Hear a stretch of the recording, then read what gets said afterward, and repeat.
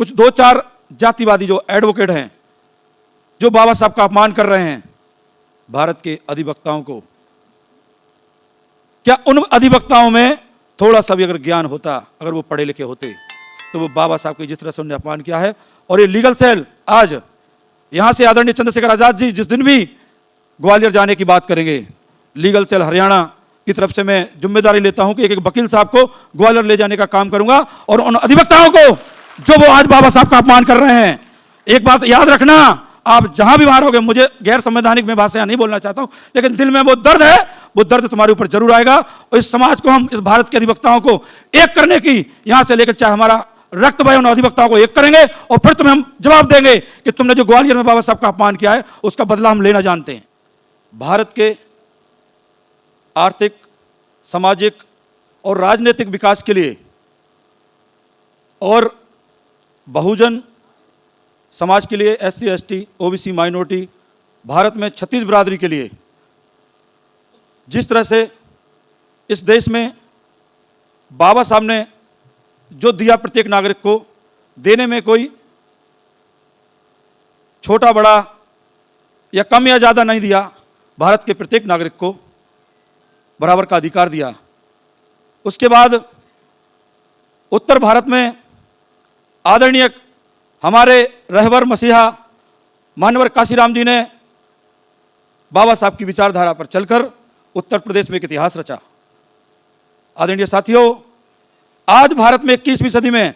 हमारे बीच एक ऐसा महामानव है जिसका नाम है चंद्रशेखर आजाद, जो आज बाबा साहब की विचारधारा, मानवर काशीराम जी की विचारधारा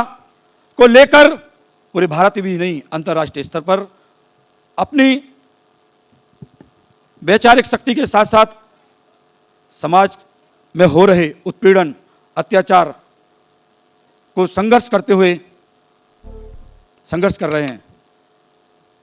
ये दिल्ली में पहला राष्ट्रीय अधिवेशन है और इस अधिवेशन में जो हमारी 16 सूत्री मांगे हैं, उन 16 सूत्री मांगों को हम आदरणीय चंद्रशेखर आजाद जी के द्वारा संसद में आवाज उठाने के लिए और उन मांगों को मनवाने के लिए सरकार को मजबूर करेंगे। आदरणीय साथियों, अधिवक्ताओं के माध्यम से भारत में, चाहे वो किसी भी पद का व्यक्ति हो, चाहे वो पार्लियामेंट में बैठा हो, चाहे वो हॉस्पिटल में बैठा हो, चाहे वो न्यायालय में बैठा हो, चाहे वो समाज में बैठा हो, जब कहीं भी संविधान के विरोध में काम होता है तो चाहे वो प्रधानमंत्री क्यों ना हो, उसे भी अधिवक्ता के पास जाना पड़ता है। और अधिवक्ता अंतिम वो कड़ी होती है उसकी मदद के लिए कि वो समस्या का हल करता है। सम्मानीय साथियों, लेकिन अगर विचार किया जाए कि अधिवक्ताओं को आखिर सरकार की तरफ से, समाज की तरफ से क्या मिलता है। एक अधिवक्ता संघर्ष करता है, डिग्रियां हासिल करने के बाद जब वो फील्ड में जाता है और अगर मेरे किसी भाई को, भारत में हो चाहे वो अंतर्राष्ट्रीय स्तर पर, किसी अधिवक्ता को अगर कोई उसके साथ दुर्घटना हो जाती है तो उसका जो परिवार होता है, उस परिवार के पीछे उसके पास कुछ नहीं होता। आदरणीय साथियों, वो अकेला पड़ जाता है परिवार। फिर गाँव बार काउंसिल के जो हमारे प्रेसिडेंट होते हैं, जो पदाधिकारी होते हैं, फिर वो कुछ राशि उनके घर तक पहुंचाते हैं। लेकिन क्या अधिवक्ता जो इस देश के लोकतंत्र की विचारधारा का सबसे महत्वपूर्ण कड़ी है, क्या उसे अधिकार नहीं होना चाहिए? क्या उसके परिवार को सुरक्षा नहीं मिलना चाहिए? क्या उसके जीवन का इंश्योरेंस नहीं होना चाहिए? क्या समाज में उसकी अलग सोसाइटी नहीं होना चाहिए? इन्हीं मांगों को लेकर आज का ये अधिवेशन रखा गया है और काफ़ी दूर दराज से आए, पूरे भारत से, उत्तर प्रदेश से, मध्य प्रदेश से, हरियाणा से, राजस्थान से, मुख्य रूप से दिल्ली से, मैं सभी अधिवक्ताओं का तहे दिल से हार्दिक अभिनंदन करता हूं। और समय का अभाव देखते हुए अभी आदरणीय हमारे सांसद जी जैसे ही आएंगे आपको इंटीमेशन दी जाएगी और मेरे सीनियर अधिवक्ता हैं उनको भी आप सुने। मेरा सिर्फ इतना मानना है सरकार से कि अधिवक्ताओं के अधिकार उन्हें दे दिए जाएं, नहीं तो जो आदेश हमारे आदरणीय चंद्रशेखर आजाद जी करेंगे, अधिवक्ता और लीगल सेल। एक और मन में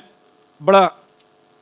विचार हो रहा है कि जो ग्वालियर में घटना हुई उसके बारे में भी, क्योंकि जो दिल में दर्द होता है वो कहना पड़ता है। कुछ दो चार जातिवादी जो एडवोकेट हैं, जो बाबा साहब का अपमान कर रहे हैं भारत के अधिवक्ताओं को, क्या उन अधिवक्ताओं में थोड़ा सा भी अगर ज्ञान होता, अगर वो पढ़े लिखे होते, तो वो बाबा साहब की जिस तरह से उन्होंने अपमान किया है। और ये लीगल सेल आज यहाँ से आदरणीय चंद्रशेखर आजाद जी जिस दिन भी ग्वालियर जाने की बात करेंगे, लीगल सेल हरियाणा की तरफ से मैं जिम्मेदारी लेता हूं कि एक एक वकील साहब को ग्वालियर ले जाने का काम करूंगा, और उन अधिवक्ताओं को जो वो आज बाबा साहब का अपमान कर रहे हैं, एक बात याद रखना,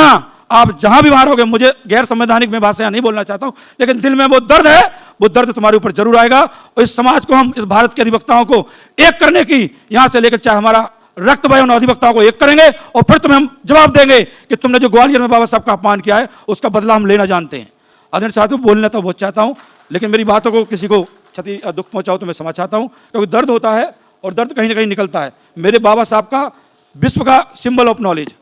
300 सालों का होशियार, सबसे होशियार स्टूडेंट, भारत में सबसे पहले इकोनॉमिक्स में पीएचडी करने वाले, विदेश में उनकी पुस्तक पढ़ाने जाने वाले, 9 भाषाओं का ज्ञान, 32 डिग्रियां। इन अनपढ़ों को जो ये बोल रहे हैं ग्वालियर में, तुम्हारे बाप दादा नहीं, 7 पीढ़ी आ जाएंगी तो तुम उनकी बराबरी नहीं कर सकते हो।